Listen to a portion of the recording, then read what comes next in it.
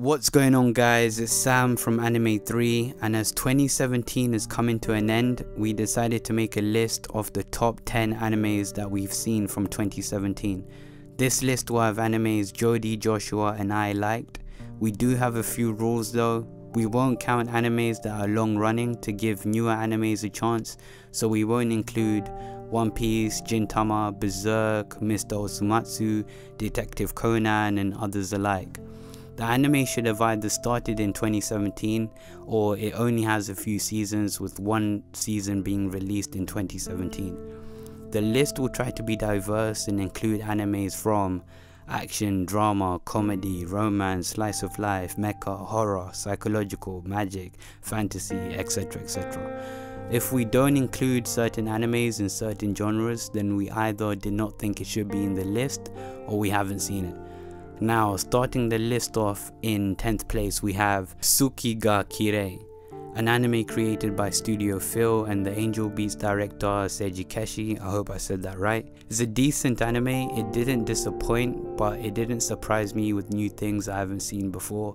You pretty much get your generic romantic scenarios with boy meets girl, they start to speak, they fall in love, they fall into predictable situations. But that being said, it wasn't boring. It had great scenery and great music to match the shots. It was pretty well written and had decent pacing. It wasn't too drawn out and the ending was very satisfactory.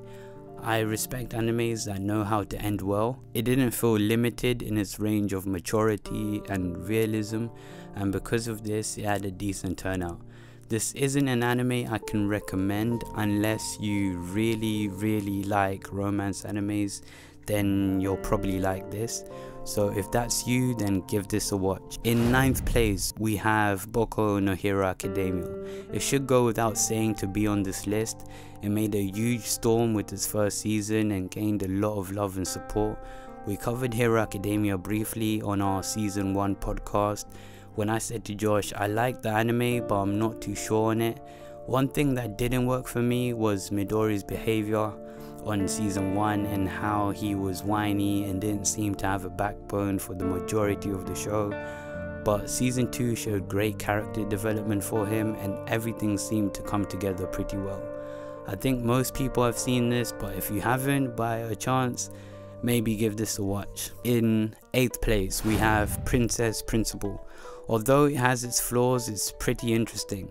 When seeing the start of it, you might want to see a lot more of it. Princess deals with the lives of spies in different time frames. I love when animes don't follow a simple linear storyline, but non-linear animes can find it hard to execute a story well. But it is well written, it shows good chemistry with the characters, and it has decent music. If you like spy animes, non-linear animes, then this might be a watch for you. In 7th place, we have Blockade and Beyond. If you've seen Blockade before, then you'll know what you're in for, and wow, I love the music we hear throughout the anime, similar to one of my favorite animes ever, Samurai Champloo. The action is amazing, the story is fun and interesting, the characters are lovable, and it's something I would want you to just watch before I say any more.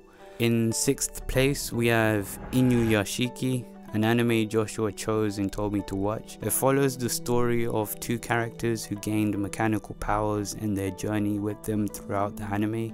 We get exciting shock moments that makes the viewers want to see more and more of it. The main character's views begin to change, which makes the anime even more exciting and unpredictable. I'll give this anime a watch if you're into thriller anime. It was pretty interesting. In 5th place, we have Attack on Titan, Shingeki no Kyojin, an anime we discussed in the first episode of our season 1 podcast. We liked season 2 of AOT, we just liked the pacing and story of the first season more. It seems as though if you really like Attack on Titan and you've read the manga, you'll love the second season more because of its detail and backstories on the characters. Regardless of our views, it was one of the best shows this year and we'll be looking forward to the next season. This is a new anime you'll usually recommend to new people getting into anime because of its quick and easy story pacing. It's a definite watch for those who haven't seen it. In 4th place, we have another anime Joshua picked and told me to watch, Much Comes Like a Lion. The 2nd season of this anime did really well in bringing this anime to shine.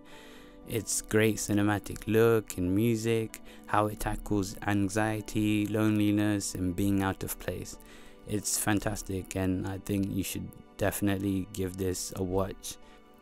Now for the top 3. In 3rd place we have Shawa Genroku. This anime might not be for everyone, but it is amazing. Genroku follows a narrative tale of events that's not only pleasing on face value but shocking later on.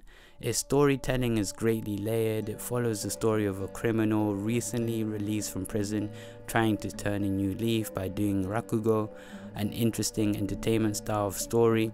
Later on it becomes much darker and fascinating.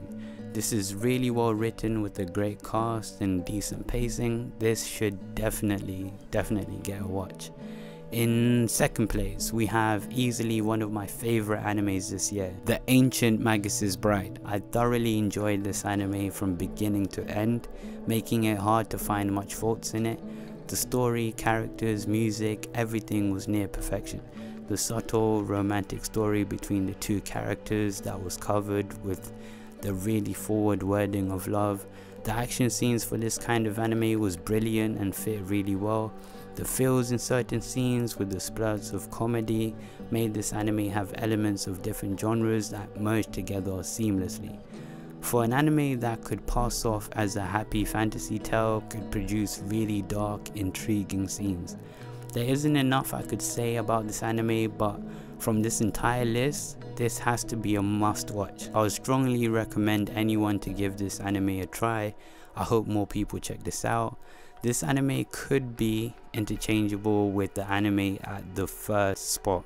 Now before we released the number 1 pick, we decided to talk about a few honorable mentions. And we have Girls Last Tour. This anime made it to our honorable mentions list because it was really interesting. It also had a cute art style similar to Made in Abyss, but tackled very serious, interesting and deep philosophical questions. And if you're into that, I would give this a watch. Next on our honorable mentions list we have Juni Taizen. This is an anime that has caught some for being like Fate, but I did enjoy this anime. I thought the action was really good just because romantic anime similar to Tsuki ga Kirei, but I guess more subtle because when you watch it sometimes you might not understand what it's about or what's actually going on.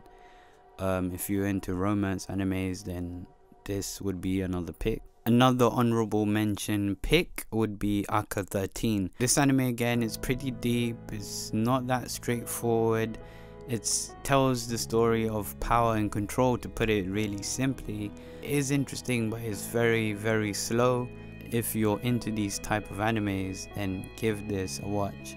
Another pick being Kakegurue. I thought this was really interesting. I really liked it. A lot of people have been comparing this to Kaiji and saying that it's not as great, it's not as entertaining, especially when it comes to the concept of gambling, which Kaiji did incredibly well. But it is really good, and one thing that Joshua told me is that we need to look at these animes with new and fresher eyes, because we always compare similar concepts and similar stories and see which one's better all the time, but we need to give newer animes a bit of leeway. So this anime was really good, and yeah, I would recommend it. Another anime on the honorable mentions list will be Scum's Wish, which is a tragic romantic anime similar to Akuna Hano in some sort of way. If you've watched Akuna Hano or animes like that, then you might want to watch this. Now in first place we have Made in Abyss, possibly the greatest anime out this year, an anime Joshua and I really liked. This anime showed us that even the cutest art styles can deceive us with a darker and deeper storyline. Made in Abyss gives view of two cave raiders who go into the deeper worlds or layers of the abyss, each layer becoming harder to survive in and then return home. These two cave raiders, Rico and Reg, Venture to the deepest layer to find Riko's mother, who's said to be waiting at the bottom.